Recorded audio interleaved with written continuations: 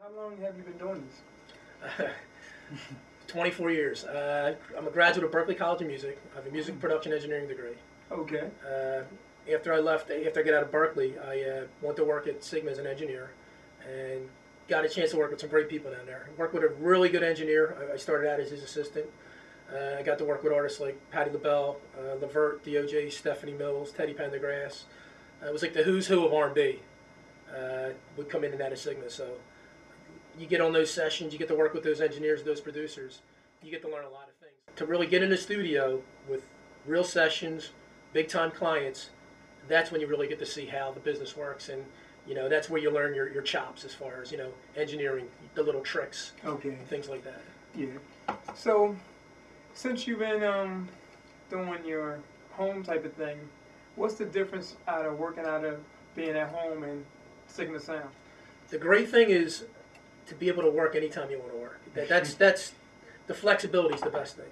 And the main reason I put the studio here is to do outside projects with people, but also local bands. I have 3 bands signed. The first album will probably be coming out within the month, within about 3 to 4 weeks. I have one more song to do, and then that's a rock band called The Fallen. I have a girl named Audra McLaughlin signed. She's won a couple talent contests in Delaware County. She's 16 years old and sings like she's been singing for about 20 years.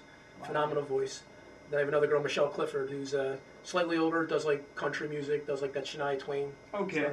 So basically what I did is I built a little network from the band, the rock band. The 2 guys in the band are very good songwriters. They can write in all genres. They can write in rock. They can write R&B. They can write pop. They can write country. So I have them generate music. They're writing their own material, and they're also writing material from other 2 artists. So we're building like a little network. Okay. And the way it's set up, it's a little different than the way standard record companies work. Used to be the way a record company works is you get a contract, they assign the job a producer, and they assign you a budget, $100,000 recording budget. What bands don't understand is when you go in the studio to record, that's when you're done. Basically, that clock's running. So they give you a budget of $100,000. It may take you $125,000 to do that album. You don't make penny one until the label recoups all their costs, all their expenses. So as your album sales start, they want to recoup the recording costs. They want to get their money back for advertising and promotion. So you could have a gold record and not see penny one, depending on how much they put into your album, which is a very common thing today, which is why you seen like a lot of the rap labels blew up. They're not paying the artist 25, 30 cents a record per sale. They're giving them a bigger chunk. And that's why the rap market, the game blew up, because the artist had a bigger share of the sale than he would through a major label. So that's why the small labels are booming. That's why a lot of artists will gravitate towards small labels, because the old time contracts, the way they're set up, you're almost set up to fail with a major label. I mean, a major label's only going to promote their biggest artists, and if your album comes out on that label and it doesn't do well, they'll shove you in a second. Wow. And you're gone. So, where do you see yourself in like 5 years from now? Hopefully on an island. but no, basically, no, just to have my own thing. My goal was to do, I started off this year, I'm going to do 3 bands. Next year I'll do 5 bands. The year after that I'll do 10 bands.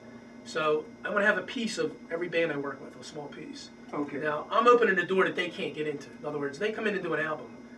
They can't come out of their pocket with $40,000 or $50,000 to do an album.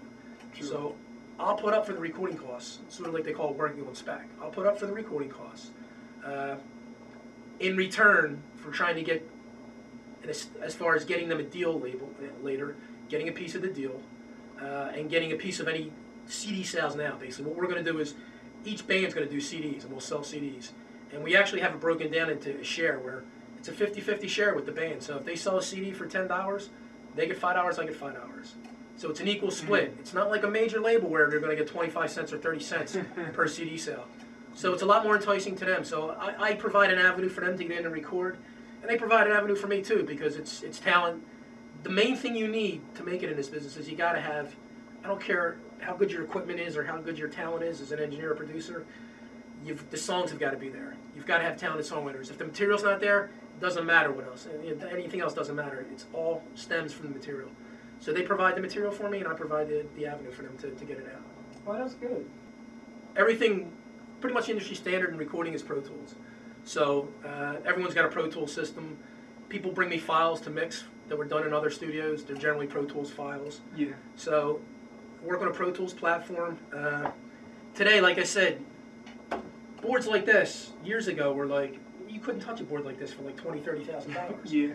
Now, geez, I mean, there's no, the entry barrier is gone. So we're in a digital age. This console, I mean, it's equivalent to like, it's like a mini SSL, really. It does everything an SSL console does. SSL consoles used to be about $500,000 to get an SSL console. So you really don't need much to get started. Here's the main thing I tell people is, I don't care if you're working in your bedroom or if you're working in a $1 million studio. Put me in a bedroom with a basic computer system. Give me the basic tools I need, and I don't care how expensive the studio that somebody else is in. If I'm a better engineer than you are, I'm going to get better results on that small little $500 system than they're going to get on their $500,000 system. So really today it's a day, it's your knowledge now. There's people that just want to learn like one specific element, and there's other people that need to learn the whole thing. So I broke the course down into 5 sections. Each course is $1,200. Okay. Like I said, if you go through the entire course, within 6 months, I'll give you all the tools you need to succeed. Stuff that you're not going to find in books and things like that. I'll teach you what you need to know, but then it's a matter of you having your own setup, your own workstation, and applying it. You can't come in and do this stuff. Like, you can't come into class and sit here and learn for three hours, 4 hours, and then go home and don't do anything and come back the next week. You've got to, every day you've got to be on your workstation for like an hour or 2 hours. Okay. So a lot's going to fall on you as far as, like I said, I'll give you the tools, you've got to apply it. And that's the only way people would fall off the wagon is if I give you the tools and you don't work with it, I can't help you. You've got to want to do it yourself. Yeah. You've got to be creative and push yourself. The more you do, the more things become second nature to you with this stuff.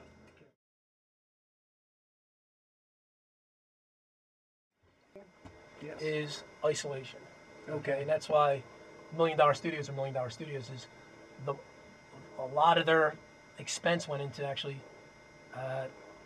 proper sound isolation, soundproofing, building walls so that you don't have parallel walls and things like that. So, yeah, that's the big expense we'll go to a studio is isolation, and that's the main reason. What I did is I had a guy come in. I soundproofed the outside walls myself. I had a gentleman come in and build a 4-inch solid cinder block room. So it's a room within a room. Wow. To isolate everything, and there's insulation in between the walls. But you've got to have isolation. But you can't be recording in here and hear a truck come by. Well, wait a minute, we need to redo that vocal because the truck just came by. No, that doesn't work. So I mean, if you want to be professional, you got to have the space. You got to have the isolation. So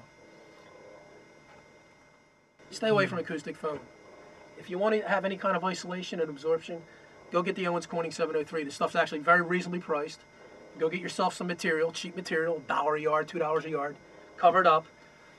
Basically, what you want to do is, if you put a panel over here in a room, put an opposite panel over here to match it. But basically what that'll do is, that'll take away what they call like flutter echoes. Flutter echoes are that high frequency pitch where if you clap, do you ever go in like a stairwell and you clap or something, you hear that like boing, like a yeah. That's called a flutter echo. Oh. And you'll get that in some rooms basically. The problem with a flutter echo is if somebody's playing an instrument and they hit that instrument and that resonant tone from that instrument happens to be where that flutter echo is, you're gonna hear it in your recording. You're gonna hear like this very hollow stairwell sound like that flutter echo. So you gotta basically try and suck up as much sound as you can.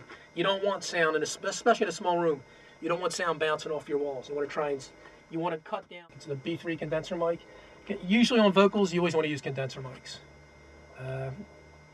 There's the 2 main families of microphones. There's many, but the 2 main are dynamic microphones that you'll use on instruments like guitars and bass and stuff like that.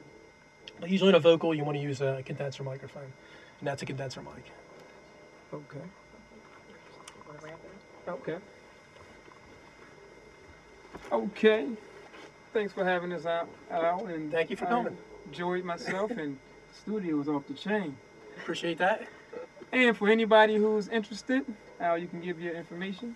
Sure, you can get a hold of me. I got a website, or feel free to give me a call directly. Call me on my cell, 610-717-2091, and I'll be happy to talk to you. Or, like I said, even if you need some general information, feel free to give me a buzz, and I'll tell you what I know.